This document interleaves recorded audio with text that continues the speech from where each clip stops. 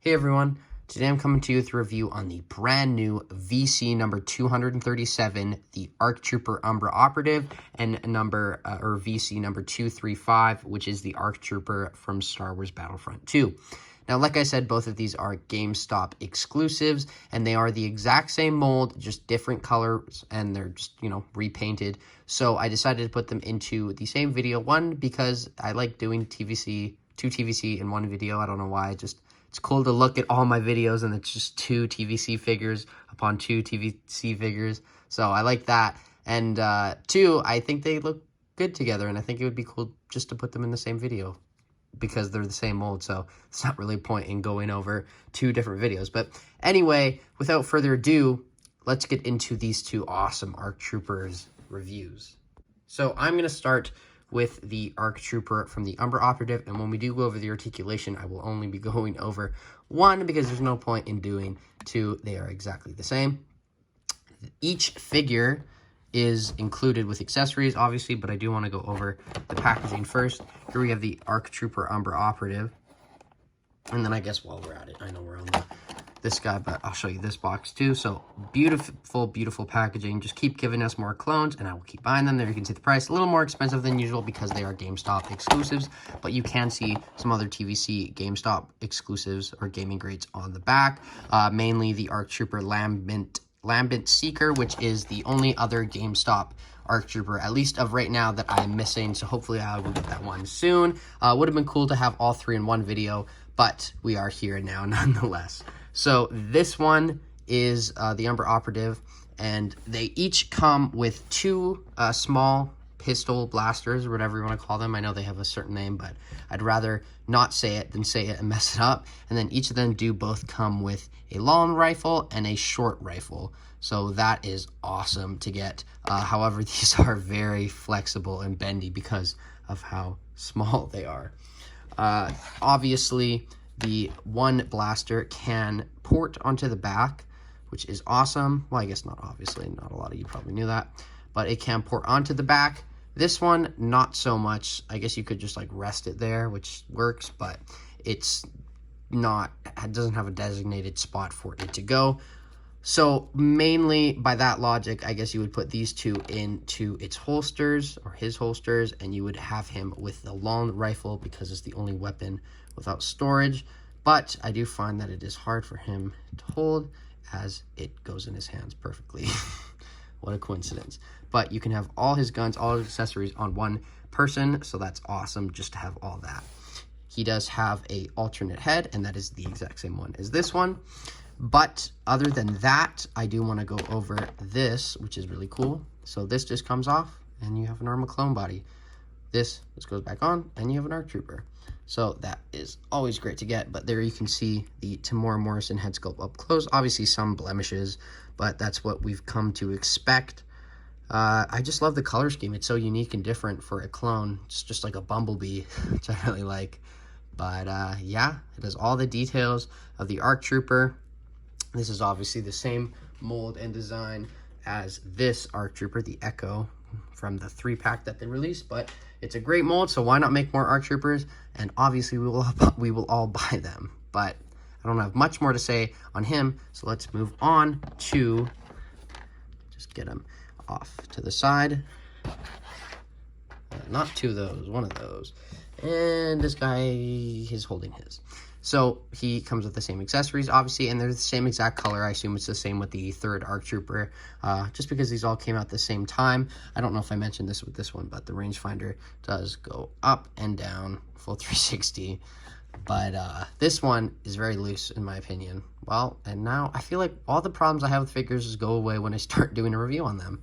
So that is interesting. But this is a more standard clone color, even though it's completely different. What I mean by that is it's a white clone. We don't see like a black and yellow armored clone that often, so that's awesome to get. Well, I guess this is more of a nacho yellow. But nonetheless, this is still an awesome figure, and I do think I like it a little bit more than this one, just because, I don't know, I like normal clone designs, and this looks like a Coruscant guard or something very cool about it that I like. He does have his same exact I don't know what you call this, overlay as the Umbra Operative, because it is the same figure, same stuff all throughout, obviously just repainted, like I said, but awesome nonetheless. And he does have the exact same head sculpt, as you can see. So that is cool to get, because guess what? They're clones, so they look the same. You can use the same head sculpt. Who knew? That is just freaky cool. But other than that, I don't think I have a lot more to go over on both of these figures. So let's get into one of their articulations. Whose that will be, we will find out. But until then, let's get into that. Okay, so I decided to go with the Battlefront 2 ARC Trooper. So I'm going to take his helmet off, but his head goes back that much, forward that much, to the side, full 360, that kind of movement. Put the helmet on, and that's the same movement, just a little more hindered. Obviously, this rangefinder also moves, but this one is very loose.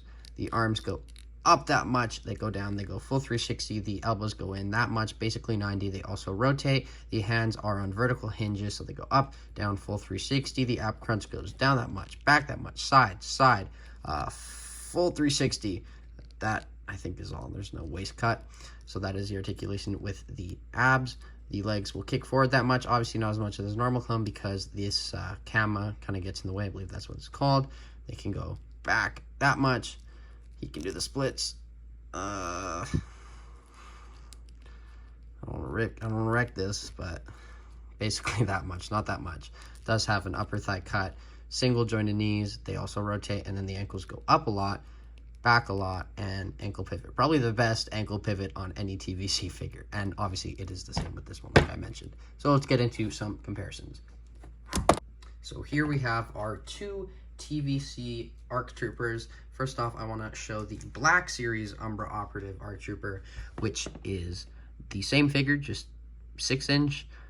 So very interesting to me that we got these two I'd like to say that they're waves, even though this is one figure, these two Black Series and Vintage Collection waves at the same time.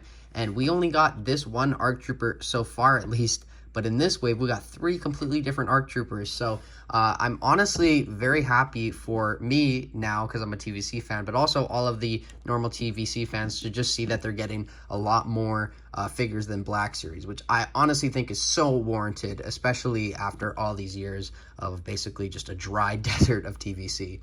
But yeah, that's what he looks like. Obviously, the most important one besides him is the Echo, which it's just cool to see these 3 colors. The primary colors just chilling there, ARC Troopers. Here we do have the Death Watch Mandalorian, Reva. Here we have the Super Commando, Mandalorian Super Commando. Here we have the Season 7 Ahsoka, the Mandalorian Bo-Katan. I guess we'll do Season 7 Maul, Boba Fett, and lastly, I want to show the other and only 2 clones I have besides the Echo is these 2. So this is the Clone Wars Tartakovsky TVC figures, some of my earliest TVC figures, and some of my favorite. So that is all the comparisons for the 2 ARC Troopers. Let's get on to my final thoughts. Wow. So overall, both of these ARC Troopers are absolutely amazing in my opinions. They have very few flaws, and I think this is a perfect example of reuse for Hasbro and TVC in general. It gives us figures and designs that we've been really wanting, and it gives Hasbro some new mold money, or some money that they probably just pocketed. But who knows, whatever, I don't care, as long as we keep getting cool figures. These 2 are no exception. Overall, I think I'm going to give each of them a 9.7 out of 10. I have very few flaws. My only flaw, I think, is that this kind of goes up and down and looks weird at angles, but whatever. Other than that, they come with all the accessories that I would want. They're unhelmetable, just fantastic figures. So, like I said, 9.7 out of 10. Let me know what you think of these in the comments below. Start a discussion. Are you going to pick them up? Do you like them? All of that in the comments. And as always, I have been Jagger Collector, and I will see you in my next video, Troopa, which we will see what that will be. But until then, bye now.